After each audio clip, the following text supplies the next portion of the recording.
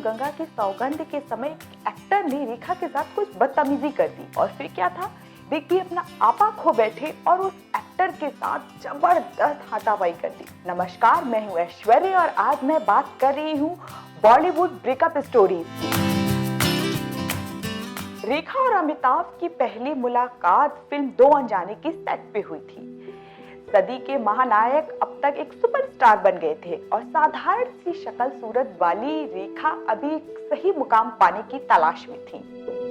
खास बात ये थी कि जब अमिताभ और रेखा इस फिल्म के सेट पे मिले थे तब तक बिग बी की शादी हो चुकी थी। फिल्म की शूटिंग शुरू होते ही ये दोनों कब एक दूसरे के करीब आ गए इनको भी नहीं पता चला। उस वक्त ये दोनों अपने प्रेम को सबसे छुपाना चाहते थे, लेकिन वो कहते हैं ना, इश्क छुपाए छुपता नहीं है। उस समय के अखबारों में इन दोनों के इश्क के चर्चे छपने लगे थे, लेकिन सिर्फ और सिर्फ लिंकअप की खबरों के साथ। इसके बाद अमिताभ और रेखा को सुहाग, मुकद्दर का सिकंदर जैसी अनगिनत फिल्में ऑफर हुई जो पर्दे पे धमाल कर गईं। एक तरफ इन दोनों के प्यार की चर्चा धीमे धीमे हर किसी के पास पहुंच रही थी, तो वहीं दूसरी तरफ ये भी कहा जा रहा था कि ये दोनों गुपचुप तरीके से अपने किसी दोस्त के बंगले पे मिला करते हैं। अमिताभ और रेखा की शादी की बातें हमेशा सुर्खियों में रहती हैं। ये आज भी रहती हैं और उस वक्त भी रहती थी। अमिताभ और रेखा की शादी की खबरों को हवा तब मिली जब ऋषि और नीतू की शादी में रेखा मांग में सिंदूर और गले में मंगलसूत्र पहन के पहुंची। उस वक्त हर तरफ अमिताभ और रेखा की शादी के चर्चे होने लगे, क्योंकि रेखा अनमैरिड थी। ऐसे में उनकी मांग में सिंदूर और गले में मंगलसूत्र इस बात पर मुहर लगा गया था कि उन्होंने अमिताभ के नाम का ही मांग में सिंदूर भरा है। एक तरफ जहां दोनों की प्रेम कहानी के चर्चे हर किसी की जुबान पे थे, जहां कहा जा रहा था कि दोनों ने शादी कर ली है, वहीं खुद अमिताभ इस पूरे प्रकरण पे पूरी तरह से शांत थे। इसी बीच रेखा ने कुछ ऐसा किया कि हर कोई चौंक गया। स्टारडस्ट मैगजीन में छपे लेख के अनुसार उस वक्त रेखा एक स्टोर में गई थी और उन्होंने कहा था कि वो मां बनने वाली है। हालांकि रेखा के इस कदम के बाद भी अमिताभ की तरफ से कोई प्रतिक्रिया नहीं आई थी। इसके बाद रेखा ने और भी तब चौंकाया जब 1984 में फिल्म फेयर को रेखा ने इंटरव्यू दिया। इस इंटरव्यू में रेखा ने अमिताभ के साथ के अपने प्यार को स्वीकार किया था। फिर क्या था, जो अभी तक अमिताभ और रेखा के इश्क पे पूरी तरह से चुप थी, उस जया ने रेखा को अपने घर डिनर पे इनवाइट किया। उस वक्त रेखा को ऐसा लग रहा था कि शायद जया उनको अपने घर बुलाने पे चीखेंगी, चिल्लाएंगी उन पर, लेकिन ऐसा कुछ नहीं हुआ। रेखा अमिताभ के घर गई। उस वक्त अमिताभ शहर से बाहर गए हुए थे। रेखा ने बाकायदा डिनर किया। डिनर करके जिस वक्त रेखा जा रही थी, उस वक्त जया ने जो शब्द रेखा से कहे, उसको सुन के रेखा एकदम सन्न रह गई। रेखा से जया ने सिर्फ एक लाइन कही थी, मैं अमित को कभी नहीं छोड़ूंगी। बस रेखा ने अपने कदम वहीं पीछे खींच लिए और वो समझ गई अब अमिताभ उनके कभी नहीं। इसी बीच 1980 में फैंस को सबसे बड़ा सरप्राइज दिया था यश चोपड़ा जी ने। जी हाँ, यश चोपड़ा ने इसी बीच सिलसिला फिल्म का ऐलान किया। इस फिल्म की स्टार कास्ट फैंस को एकदम चौंकाने वाली थी। फिल्म में थे अमिताभ, रेखा और जया। फिल्म की कहानी और स्टार कास्ट इन तीनों के जीवन से ही कुछ कुछ मिलती जुलती थी। इस फिल्म की शूटिंग पूरी होने के बाद यश चोपड़ा ने कई इंटरव्यूज में कहा कि जिस वक्त सिलसिला की वो शूटिंग कर रहे थे वो काफी डरे हुए थे, क्योंकि अमिताभ, जया और रेखा के बीच में काफी तनातनी चल रही थी। उन्हें डर था कि रियल लाइफ की तनातनी कहीं रियल लाइफ में ना दिख जाए।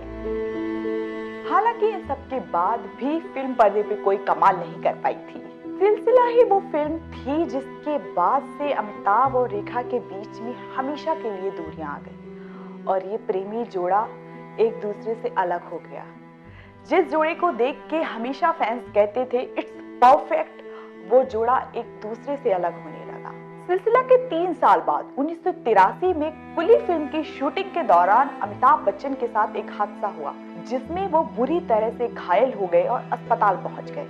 अभी तक रेखा ने अमिताभ के प्यार को भुलाया नहीं था। अंदर ही अंदर अमिताभ के प्यार को दबाए हुए रेखा पहुंच गई अस्पताल। दिल में प्यार और बहुत सारी भावनाएं लिए जब रेखा अमिताभ से मिले अस्पताल पहुंची तो उनको अमिताभ से मिलने ही नहीं दिया गया था। कहते हैं रेखा उस वक्त घायल अमिताभ को बस एक बार देखना चाहती थी, लेकिन उनको एक झलक भी बिग बी की देखने को नहीं मिली थी और वो उल्टे पैर उस अस्पताल से लौट आई थी और समझ गई थी अब ये प्यार बहुत दूर चला गया है और मैं इसकी जिंदगी में कहीं नहीं रह गई हूँ और बस यहीं से ये प्रेम कहानी हमेशा के लिए टूट गई।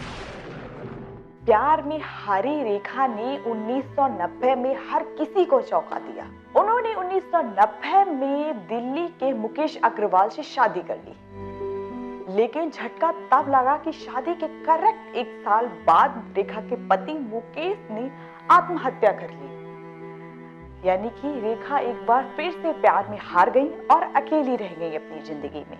लेकिन रेखा ने 2008 में एक बार फिर से फैंस को हैरान कर दिया जब वो मांग में एक बार फिर से सिंदूर भर के पहुंच गई और यहाँ पे फिर से रेखा और अमिताभ की प्रेम कहानी के चर्चे शुरू हो गए।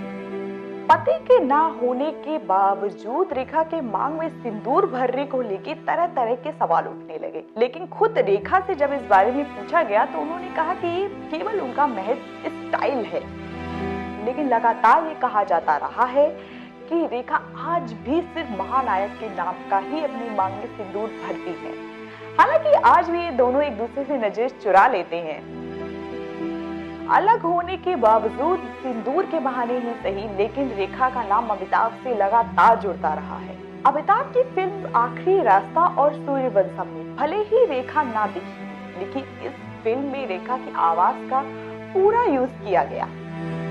यह इन फिल्मों में श्रीदेवी की आवाज में रेखा की आवाज का प्रयोग किया गया था। इसके बाद हाल ही में आई फिल्म शमिताभ में भी रेखा का कैमियो था, लेकिन थोड़ी सी निराशा इस बात की है कि शमिताभ में अमिताभ और रेखा का एक भी आमने सामने सीन नहीं था। हालांकि दोनों फिल्में थे, लेकिन फैंस को निराशा हाथ लगी। भले ही ये दोनों आज एक दूसरे से अलग हों, लेकिन ये अधूरी दास्तान फैंस के जुबान पे हमेशा रहती है।